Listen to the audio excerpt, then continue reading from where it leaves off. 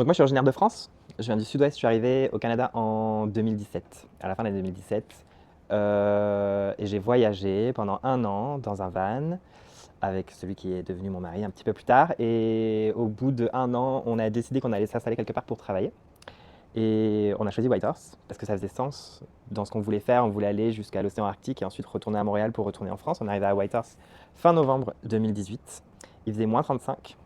Et au bout de 3 mois, on s'est dit, bon, maintenant qu'on a fait le plus dur de l'hiver, peut-être qu'on va rester pour au moins voir le soleil de minuit et on n'est jamais parti. Je m'appelle Stéphanie Lebécourt, je suis arrivée il y a à peu près 13 ans au Yukon, en 2012, et je suis membre du comité d'administration de la FI depuis quelques années déjà. J'ai travaillé en France avant d'arriver ici, comme dans le consulting, et puis ensuite, arrivée au Yukon, j'ai fait quelques petits boulots avant d'avoir tous mes papiers de résidente permanente, et puis depuis ce temps, je travaille pour le gouvernement du Yukon.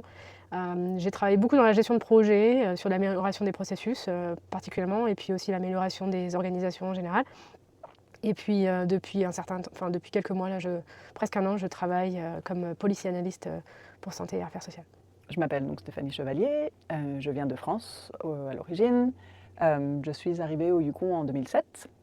Je fais partie de la cohorte de Français qui ont été motivés à venir à travers le recrutement actif que la FI faisait à travers Destination Canada en France. Donc quand j'ai fait une demande de permis de vacances-travail, Yvette Bourque, qui à l'époque était directrice de l'immigration, est venue jusqu'à ma ville où je vivais, Lille, pour me rencontrer et me parler du Yukon et de sa communauté francophone. Donc 2007, j'arrive ici, j'ai travaillé à la FI assez rapidement. J'ai travaillé comme conseillère en emploi et coordinatrice des formations pendant 2 ans. Après quoi, j'ai travaillé comme directrice en immigration pour un assez court temps. On a perdu le contrat à la FI pour les services aux immigrants. Donc du coup, j'ai travaillé encore un temps à temps partiel pour développer une stratégie pour les immigrants francophones. Et en même temps, j'ai commencé à travailler comme directrice exécutive de la Yukon Film Society, où j'ai travaillé pendant 3 ans. Tout ça nous amène à peu près en 2013, où j'ai eu besoin de prendre l'air et j'ai pris mon vélo et je suis allée faire un voyage de 6 mois en Amérique du Sud, entre la Bolivie, le Chili et l'Argentine, toute seule.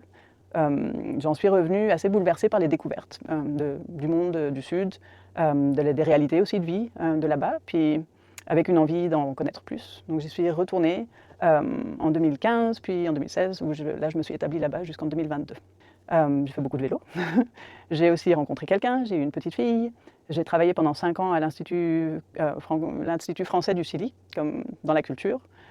Donc 2022, on est venu faire une visite au Yukon où j'avais vraiment besoin de reconnecter avec ma communauté ici. Et on n'en est pas reparti.